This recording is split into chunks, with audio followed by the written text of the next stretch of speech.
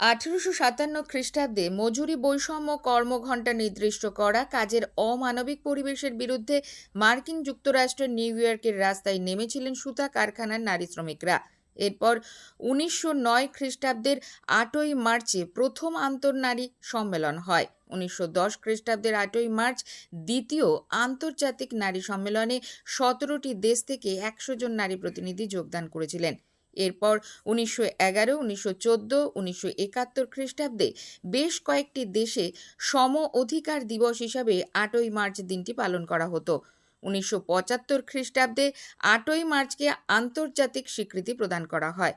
এরপর থেকে বিশ্বের সকল দেশেই 8ই মার্চ আন্তর্জাতিক নারী দিবস হিসাবে যথাযথ মর্যাদায় পালিত হয়।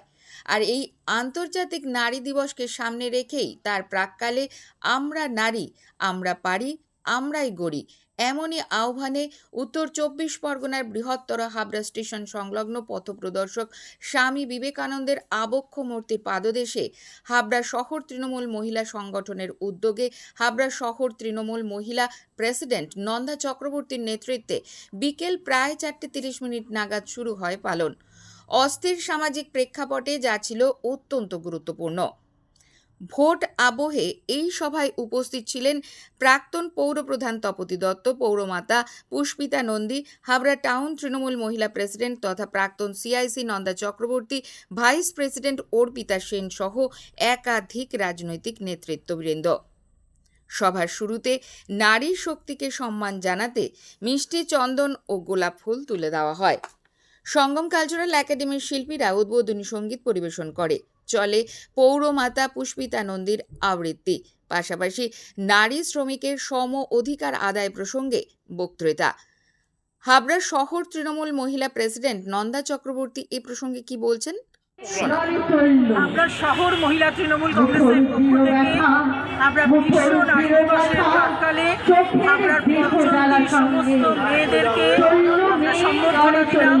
বাংলার মুখ্যমন্ত্রী মমতা বন্দ্যোপাধ্যায় যেমন সমস্ত মেয়েদেরকে তিনি সম্মান করে বিভিন্ন প্রকল্পের মধ্য দিয়ে মেয়েদেরকে সম্বর্ধিত করেছে, যেমন লক্ষ্মীর ভাণ্ডার, স্বাস্থ্যসাথীর কার্ড, কন্যাশ্রী প্রকল্প, রূপশ্রী প্রকল্পের মধ্য দিয়ে মেয়েদেরকে সবসময় তিনি এগিয়ে রেখেছেন। এমনকি তিনি প্রশাসনিক ক্ষেত্রেও মেয়েদের যে আসন সংখ্যা সেখানেও পুরুষের সঙ্গে সমান সমান এরকম একটা সেই জায়গায় দাঁড়িয়ে আমরা বাংলার মুখ্যমন্ত্রী মমতা বন্দ্যোপাধ্যায়ের পদাঙ্ক অনুসরণ করে সমস্ত তৃণমূল কংগ্রেসের মেয়েরা আজকে পথ চলতি মহিলাদের সম্মান করছি।